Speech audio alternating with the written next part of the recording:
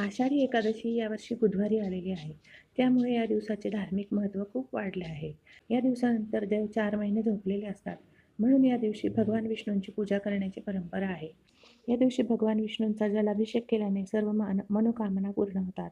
या दिवशी सकाळी लवकर उठून ब्रह्ममुहूर्तावर स्नान करावे व भगवान विष्णूंची मूर्ती किंवा विठ्ठल रुक्मिणीची मूर्ती किंवा गोपालकृष्णाला जलाभिषेक करावा. दक्षिणावर्ती शंख असेल तर त्या शंखात पाणी भरून देवाचा अभिषेक करावा.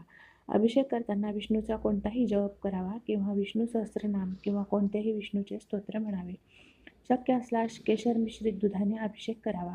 यामुळे आपल्या सर्व मनोकामना पूर्ण होतात व लक्ष्मी प्राप्तीही होते.